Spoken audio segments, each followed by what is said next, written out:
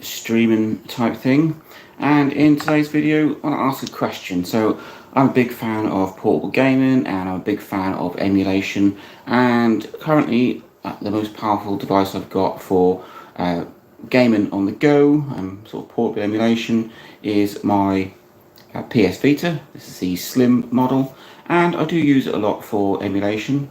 So I have got things like RetroArch installed, Flycast, MGBA, new DS, so and Adrenaline, so I can do PSP games with Adrenaline, Game Boy Advance games with MGBA. New DS is a Nintendo DS emulator. That's a bit hit and miss. I've got Flycast, which I've just got up and running, and then I've also got RetroArch, which covers absolutely all sorts of consoles. I haven't quite configured RetroArch properly yet, but it's a front end for many different systems, and it kind of all ties them in together.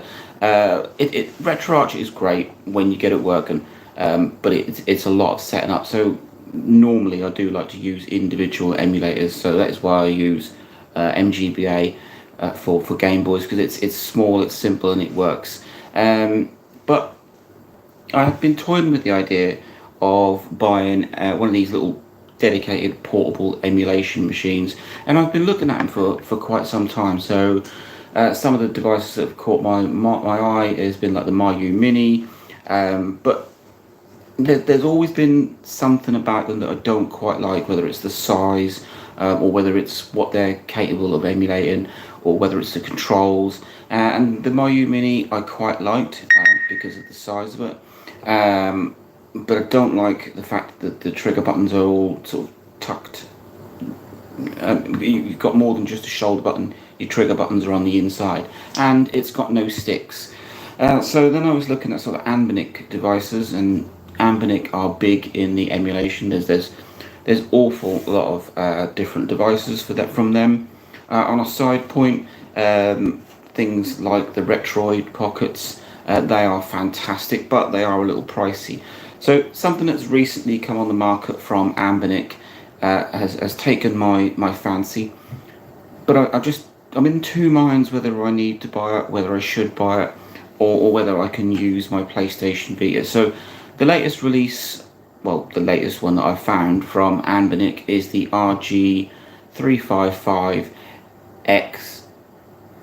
I think it's XX, but it's got an H on the end. So they released the RG3555XX a while back, and it was a standard sort of Game Boy Advance SP look to it, that sort of horizontal look, and I find those a little cramped to play with. And then they've released this. This is the Anbernic RG35XX H, and the H stands for horizontal, so it's giving you that Switch, Game Boy Advance, PS Vita style, where you've got the screen and you've got your buttons on the side. It makes it a lot easier to hold, but there is a different advantage to that as well, or a new thing on the H model, and it's got two little joysticks, and they look to me like they are Nintendo Switch or Switch Joy-Con sticks. So that is a huge bonus, because if you're playing games that need sticks, and even if you play games that don't need sticks, sometimes it is just nice to play with a stick instead of a D-pad. So, but I can't make up my mind. Do I need it? I've got a PS Vita. It's modded. It's got all my ROMs on, all the ROMs that I own for games that I've bought. So I've got Game Boy games, I've got Game Boy Advance games, Atari 2600, Super Nintendo, Dreamcast, Mega Drive, Super Nintendo, all of the games that I've been collecting for my main systems. I do like to play them on the go, and emulation is sometimes a lot easier. I also use those ROMs for sort of creating video footage, because it's easier than trying to capture it on very old systems. And the Vita is fantastic, and I've sat there for the last sort of week or so thinking I'm going to go and buy one of these Anbernic devices. And then a regular reader or regular viewer of my channel messaged me, which we do quite a lot, and he says, well, you've got a PS Vita, why don't you just use that? And I brushed that comment aside for a little while, and then I started thinking about it, and I thought, well, he's right. I've got this console here. It's a decently powerful console, not cheap, so it's got absolutely fantastic build quality, and it is modded. It's got a 256 gig micro SD card in. I do currently use it for emulation of some of my, well, for some emulation. And it got me thinking, do I need to go out and buy a new one, a new device? Now, besides the point of would I actually like one? Yes, I would. Do I actually need it? It will offer any advantage over the PS Vita. I don't know. See, when you get to like PlayStation 2, Dreamcast, even N64, that is where a lot of the lower end devices struggle, or even some of the higher end ones actually. It's that 32-bit 5th gen upwards, or well 6th gen I suppose, where devices start to struggle because they get more powerful, because the emulators haven't been developed enough. I mean, they're still ongoing. So this is a PlayStation Vita. Out of the box, even unmodded, it can play PS1, PSP games. It's obviously got the advantage of playing PS Vita games, something that no other device I've found can actually play. And I've been trying to run Dreamcast games on this, and it does. So it's possible to do it.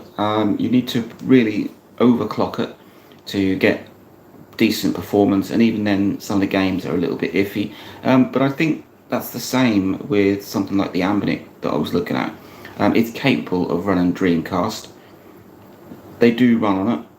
Some of them don't run very well, some of them don't run at all, and I'm wondering whether that is more from the emulator itself, just not quite where it should be, rather than the device.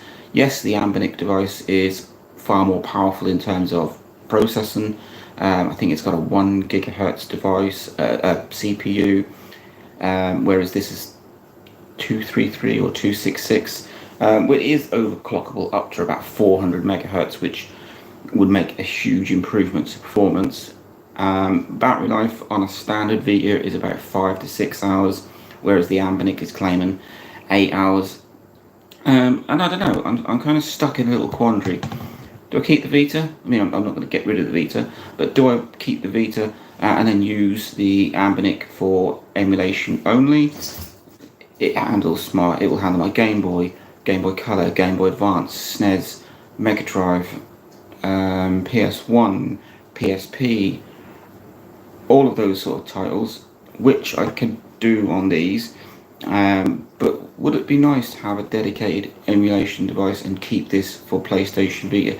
The bonus of having a Vita is it will play Vita games, and not a lot of things will. But the Anbernic will play DS games, and this struggles. To say this struggles is an understatement. It runs them at like 1-2 frames per second. So I don't know. Something that's maybe actually dedicated to emulation, built with that in mind, maybe that would be better. The operating system that comes on the Anbernic is, I think it's some kind of repackaged RetroArch, and it's dedicated just to that. It's for emulation, so everything is set up, ready to go. You load your ROMs, and you can just play them. There's no messing around. If you were to go out and buy a Vita, you've got to mod it, you've got to get an SD to Vita card, you've got to buy an expensive micro SD card, and it's a little bit of a faff. Whereas an Anbernic, you could just buy it, put a card in, off you go, everything's set up, ready to go. It is a dedicated emulation machine, and it's got more beef than a PS Vita. But it depends on what you're going to emulate. And I sat there looking at this thinking, well, I would like to run Dreamcast games on the go, and I could overclock this. I don't really want to ruin it because it's one of my favourite Code 2 consoles. Mostly I play Game Boy and Super Nintendo games, maybe Mega Drive games, which the Vita copes with, even my DSi XL copes with. So would going out and buying a dedicated emulation machine be a waste? Don't know. So that's why I've opened this question up to you lot. They are a lot simpler. That is what they're for. There's no faffing around with an Anbernic or a Mayu Mini or a Retroid. But the Anbernic RG35XX H has really caught my eye. Lovely device, lovely screens, awesome controls. The other thing with an Anbernic is that you do, well, this particular one is that you do get triggers, which you don't get on a Vita. So I don't know, this is more of an asking you for your opinion kind of video. Should I just stick with my Vita? I can pick up a new Anbernic RG for about £60–65, not really that expensive at all. So yeah, watch this video, let me know your opinion. Maybe you've bought one of these dedicated emulator devices. I did almost a few months ago buy the Mayu Mini because it looked really nice.